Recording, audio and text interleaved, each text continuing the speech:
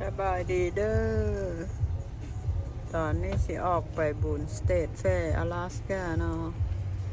ไอ้บ่อยเพิ่นเลิกโรงเรียนเพิ่นอยากกินแมคโดนัลด์นะกินแมคโดนัลด์ก่อนเพิ่นว่า To make chicken? To make chicken. To make chicken here Happy meal and chicken. เลิกโรงเรียนอยากกินแมคโดนัลด์ Mauไหม เดี๋ยวลูก เจมเอาชื่อ ที่นี่เอาไว้จับเอา สปอร์ตได้มีหรอ เอาลูกเช็ค your store in store เนี่ยโอเคครับรถโอเคไปสเตทแฟร์วันนี้ อันนี้เป็นยังไง ไปออกไปสเตทแฟร์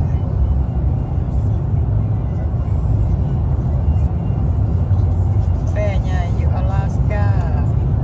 แฟร์ถ้าหากอยู่นอกเมืองคนบ่ได้อยู่ในเมืองแองเกรดเนาะ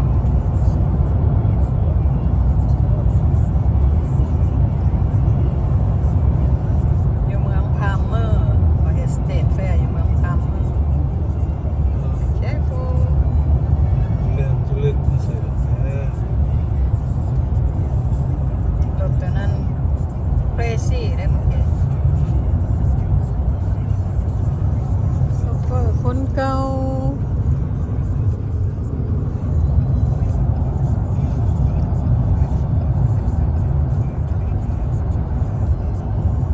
บีซี่หลายช่วงนี่บ่ได้ถ่ายคลิปเลย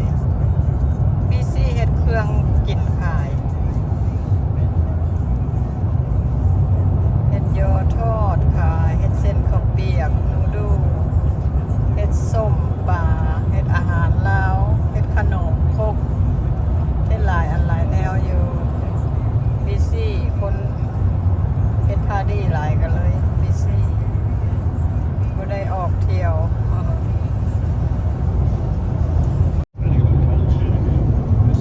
Say hi, the boy. Go to State Fair. Huh? Go to State Fair. เอ้พ่อกันจะ State Fair เพิ่นล่ะเด้อ นั่งไปนั่งข้างหลังแล้วหน่อยเจม busy ช่วงนี้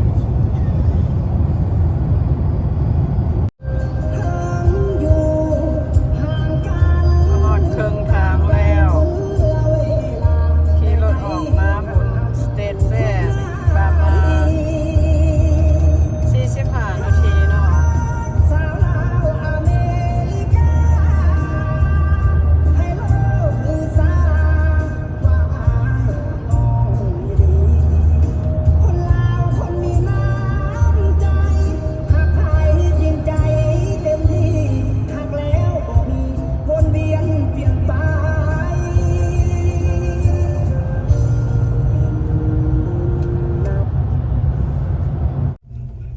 สอบจอดรถกันเด้อบัดนี้รถบักหลายขนาดบ่แม่นวิกเก้นได้นี่เลยโยนกับเวินอยู่เฮลิคอปเตอร์เวิน อากิโตมมันตีละ โอ้ยบ่ไปจอดแล้วบ่ขี้ตมอ่ะ นี่แฟนน้อยจนลง ไหนคนแฟร์ นี่จอดอยู่ ต้องเข้าทางพี่ก็ได้จ้ะนี่ นั่งได้ก็ได้นี่แฟนโคตรว่า ตอนนี้กำลังสิเรียนแถวจ่ายเงินเข้าไปบุญสเตทแฟร์เนาะอลาสกาสเตทแฟร์ปีหนึ่งมีเทื่อหนึ่งเทื่อละเขาเปิดเทื่อละ2 ทิศโอ้ยแต่ดอกไปกินน้ำอยู่หันโอ้ดอกไอ้เสร็จ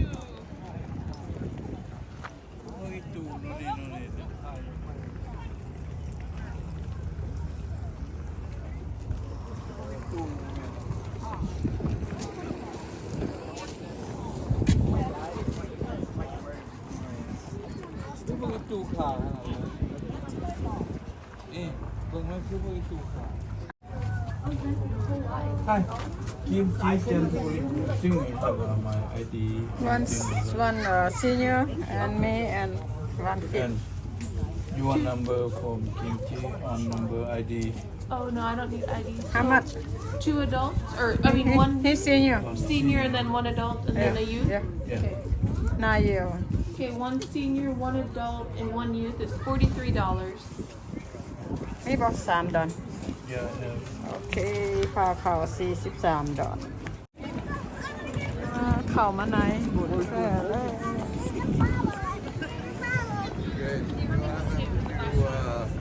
สเตทแฟร์ออฟอลาสกาปีหนึ่งไม่ใช่หนึ่ง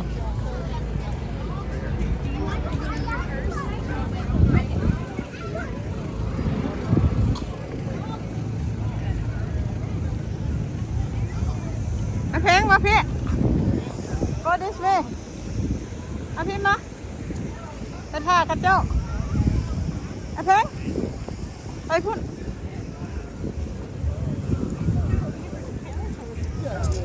ไปท่าหมูอยู่ทั้งตัวนั้นพุ่นก่อน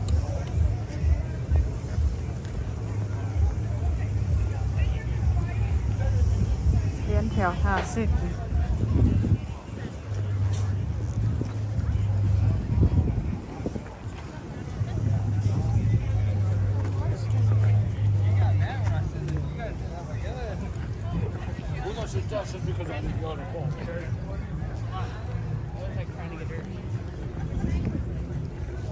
I ate 3, I'll take 5 off. What are you guys thinking? 3?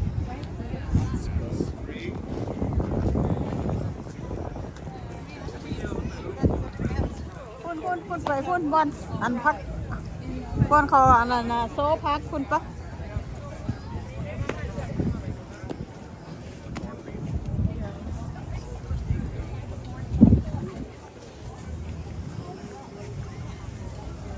If you want to go home, tell me, okay? Look, puppy. It's cute. You make the little like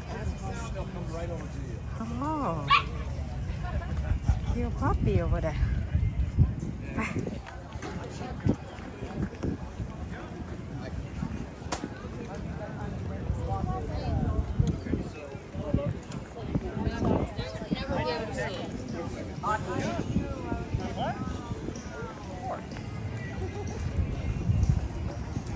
Oh, สิงโต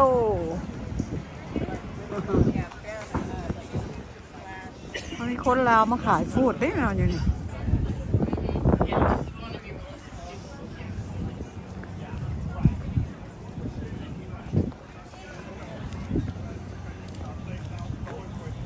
ใช่แต่พูดมันสุด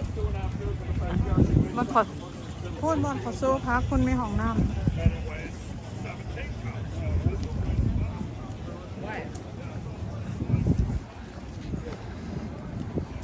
เบิ่งไปแต่ละบอล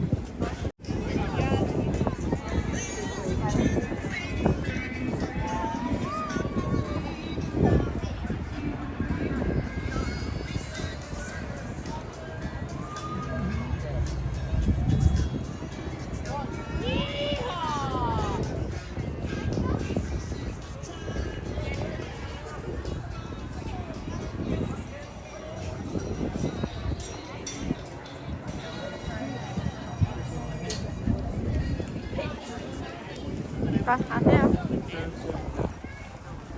ว่ามื้อนี้ลมหนาวบ่แดดพายุบ่แดดร้อนก็ได้บ่ได้เมื่อยยาง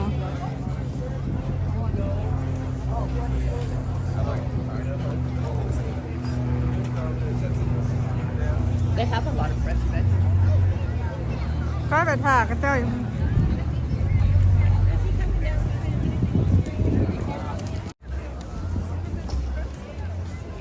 มื้อนี้วันจันทร์กระเจ้าบ่มีโชว์อีหยังหลายมาเมื่อวันจันทร์บ่คือวีคเอนด์เลย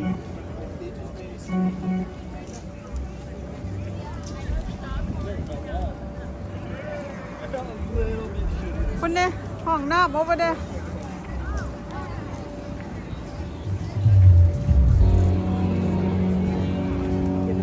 ประตูไฟเราอยากไปห้องน้ำ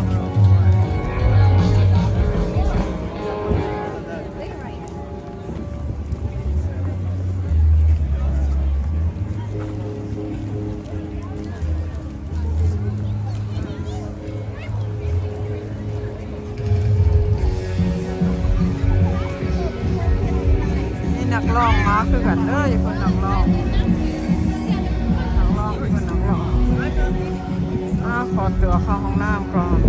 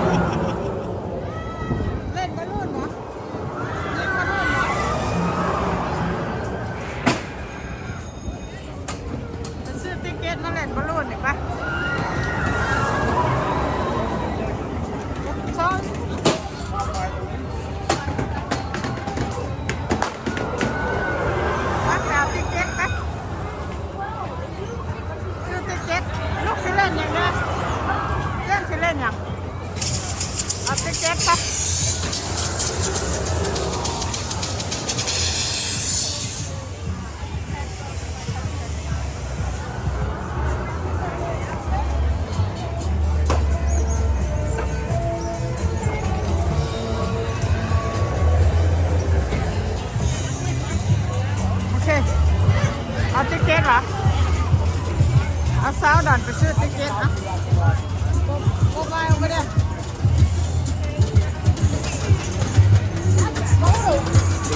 เล่นอันนี้เนาะอาเจมอ่ะเอาติ๊กเก็ตเอาไปเด้อใส่ละบอลติ๊กเก็ตหน้าตาอยู่นี่เด้อเอาเชิญนี่ค่ะดูนี่เด้อ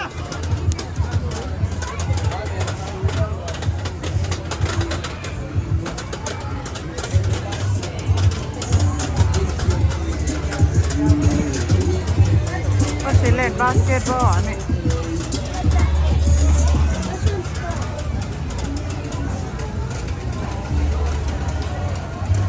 มาทำแม่นางแมรี่ขี่โยนมาแมรี่มื่อนี้มันหนาวได้หนิแดดบ่มีมื่อนี้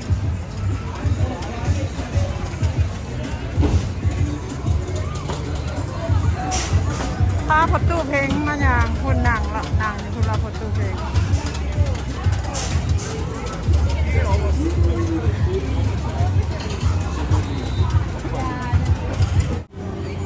เก็บสิเล่นบอลลูนเอายิงมันถึกแล้วลูก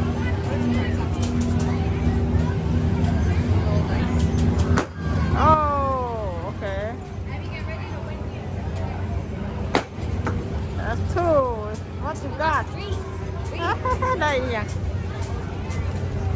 Got three? He got three. Oh, that's a color. What color you want? Oh, that's not.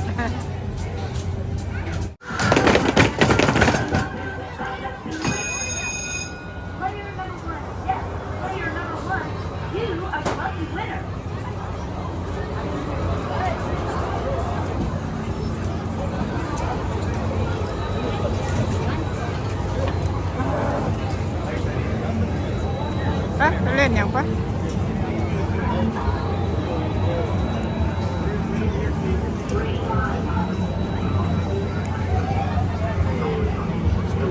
Kia đi bỏ.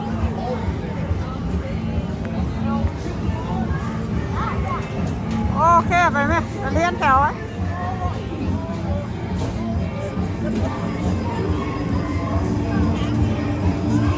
Kia vừa chỉ kỳนั่นลองไล่ได้ลูก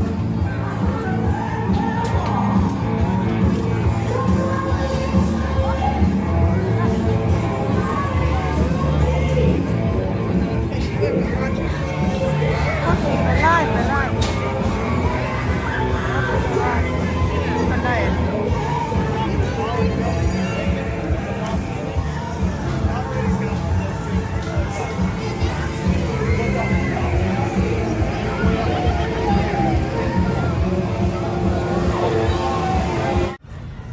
ต้นแอปเปิลต้นนี้อยู่สเตทแฟร์เลยเป็นบักดกๆเลย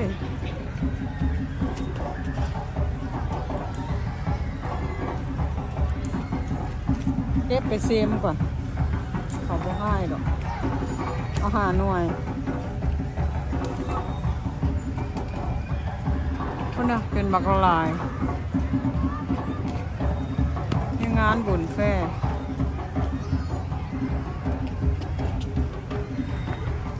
ท่านบอยออกไปหุ้นบอย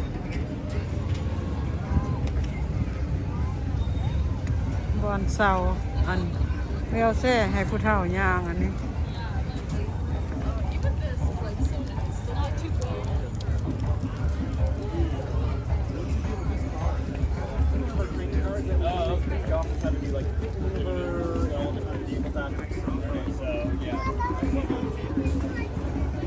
ก่อนเขาแก้สลาดอกไม้เป็นต้นนกด้วยนี่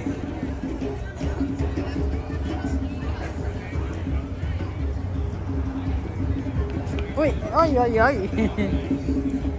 ๆมึงขัดเต้นโซ่มีอย่างยิ้ม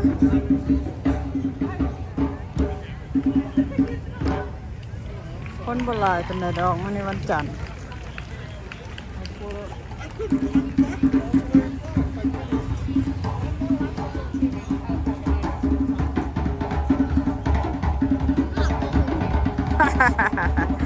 ว่าอยากเบิ่งคนดำเต้นว่ะ แม่ไปถ่ายรูปอยู่บนแฟนก่อนมื้อหนึ่ง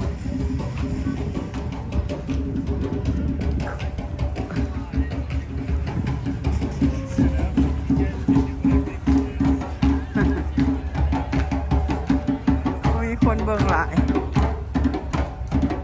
คนดำก็จะเต้นอันนี้มันถ่ายใส่แฟร์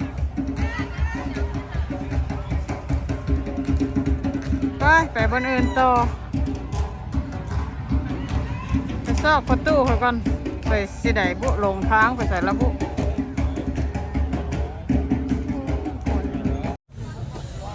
อันนี้เป็นห้านกันนะนี่ห้านน้ำผึ้งสดน้ำผึ้งสด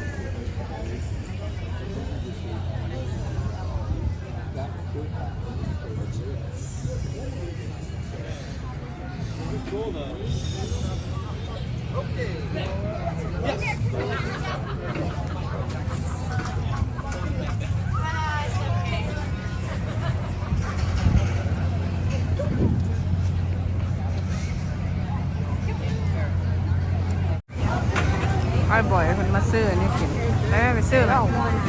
ฮะว้าว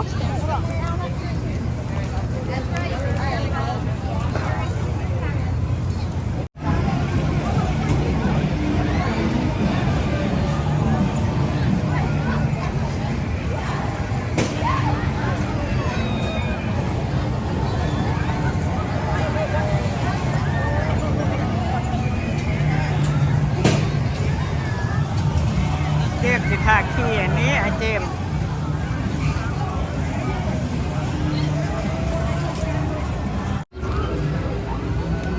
ถ้าไอ้บอยขี้อันนี้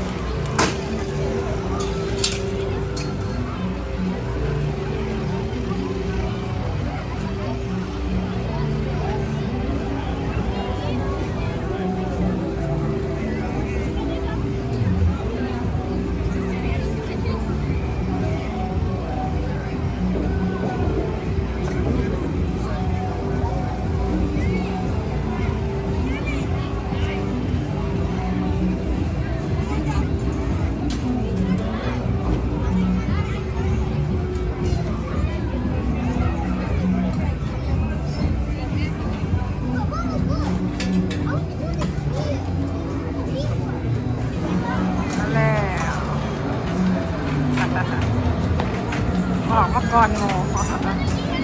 No, we're right into the restroom. I told you I would wait.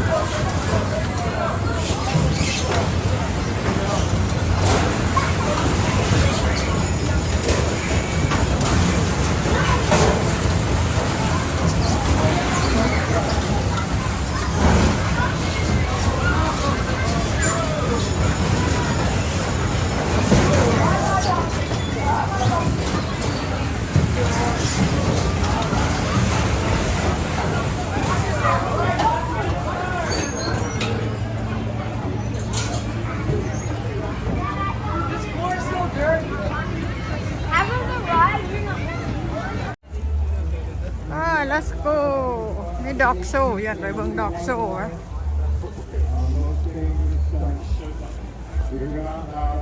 เบิ่งดอกโซ่แล้วก็กลับบ้าน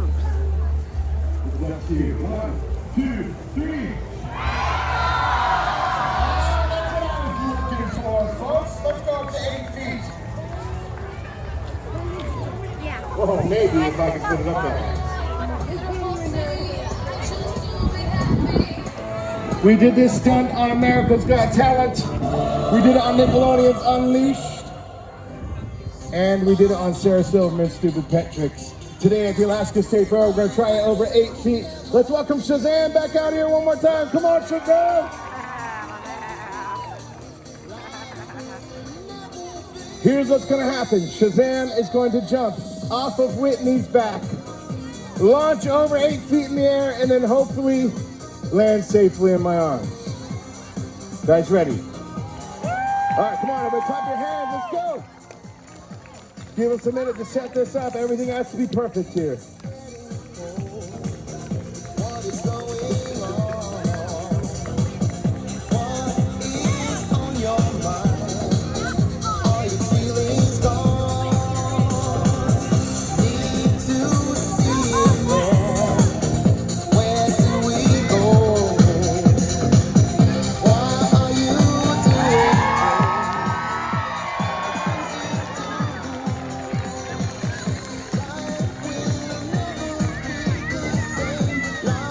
Should we give it one more try? All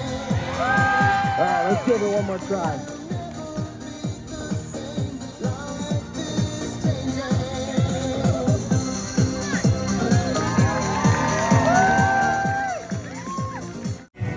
Bạnนี้เอาเบิ่งกระเจ้าโซพักโซเครื่องจากฟาร์มแล้วก็สีครับโซเครื่องปลูกของฝังอยู่ในก็จะร้องเพลงบ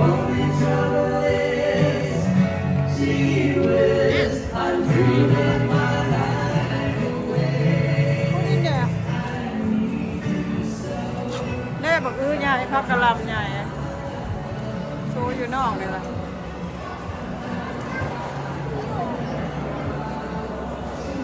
บักอื้อใหญ่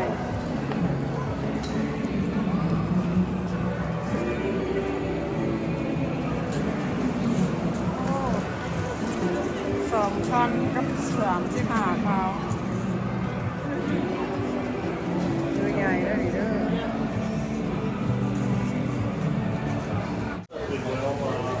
อบอลกระเจียวเลี้ยงตัวเพิ่มตัวเลี้ยงน่ะเอาน้ำเพิ่มเ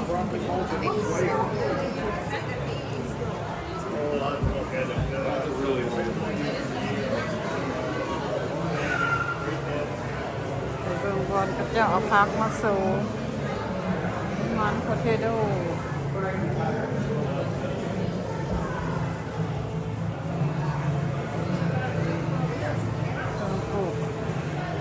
กะลำใหญ่ทุกปีก็เจ้าเสียมาโชว์แล้วอันนี้มัน65 บาท 3,000 กว่า Yes.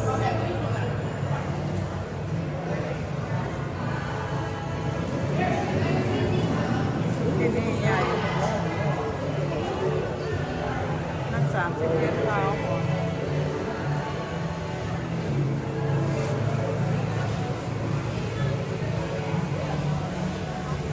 หมอนี่22เท้าหมอนี่เท่าไหร่ดี72เท้าเนี่ยหัวประกาศใส่เท้า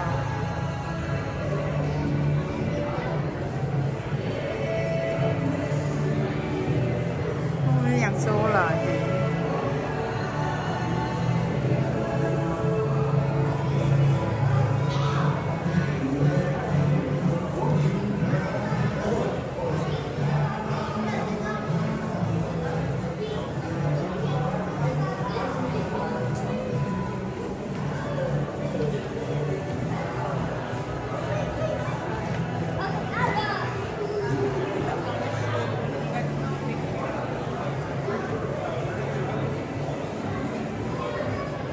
ดอกไม้แต่ละชนิดอันนี้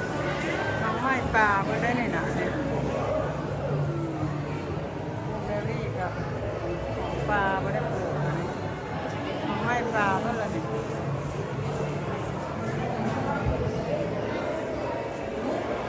เป็นแนวกินได้ไม่ได้เนี่ยบีทเบอร์รี่นี่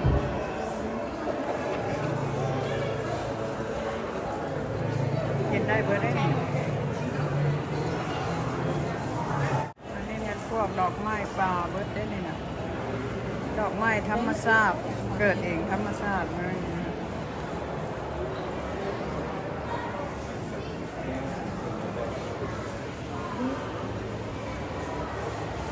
แต่ดอกไม้ธรรมชาติก็เลย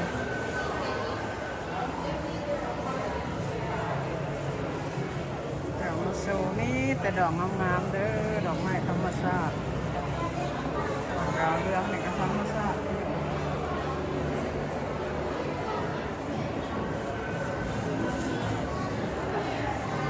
แอปเปิลอลาสก้า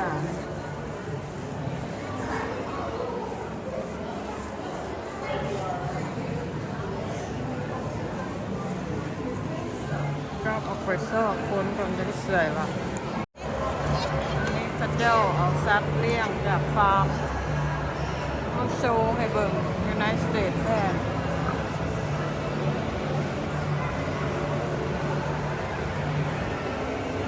แถวนี้นี่แต่ตัวหมู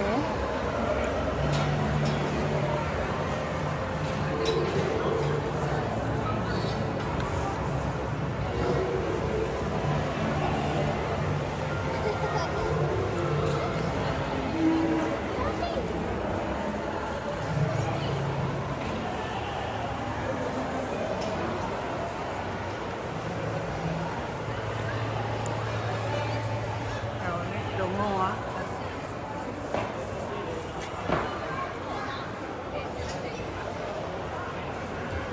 ว่าตัวนี้ถือพาท่องยังไงนอนอยู่เมื่อยถือพา Oh, baby. โง่กระจักไปใส่เบิ้ลแล้วบุแตกกันไปละใครเลาะใครเลาะมัน จะแว่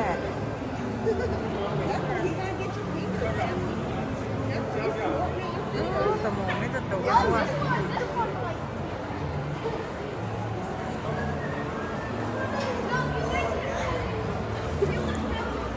จะตกด้วยพนงเสืออย่างนี้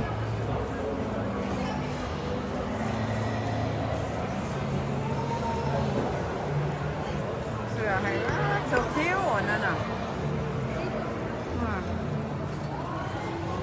ตัวนาหักนะหักนะหัก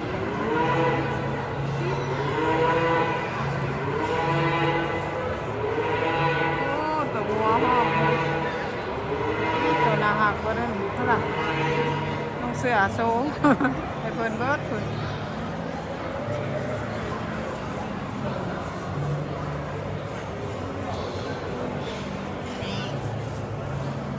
ฮัลโหลฮัลโหลเลขสิบออกแค่ก็ตัวหนาหักคนน่ะไอ้คนหักซัดมาเบิ่งตัวหนาหัก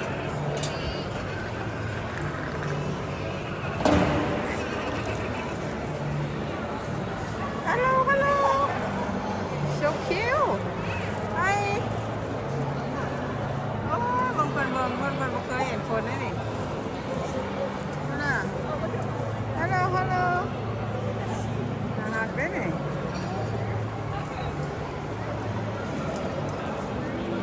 หัวอยู่ทางก้นหัว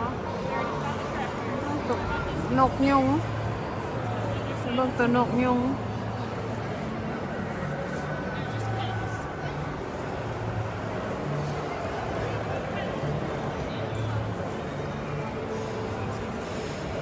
ใจตอบตัวนกยุงเด้อันนี้ย่านมันเห็นออกไปไก่ตอบกับนกยุงแล้วนกยุงโซคิวได้ลูกไปบ้างตัวงัวกับมีตัวงาม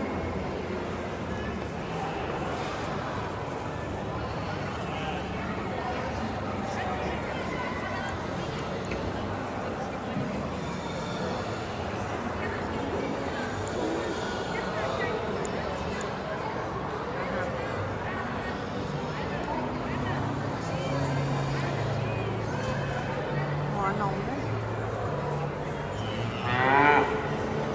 แต่หักจะ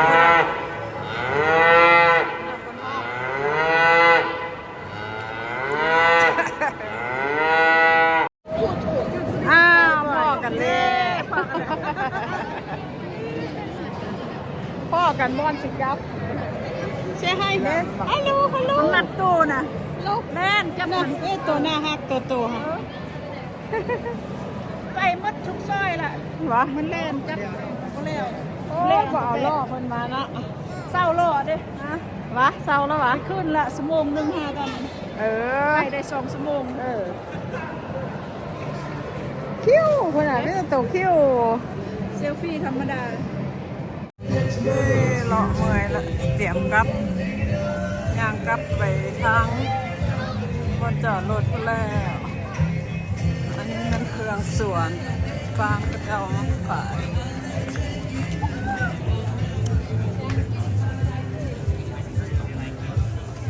แต่ของกิน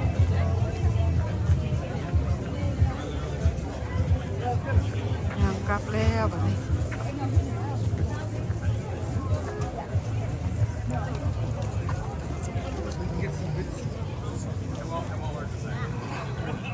กินโซลีใหญ่แม่เบิ่งไหมอัพตำกันตึ้งได้แต่บักโซลีสิกลับบ้านแล้วเด้อบัดนี้เด้อโอ้ถ้าประตูเพลง2 ชั่วโมงจะออกมากินโซลีให้เบิ่งกลับบ้านกัน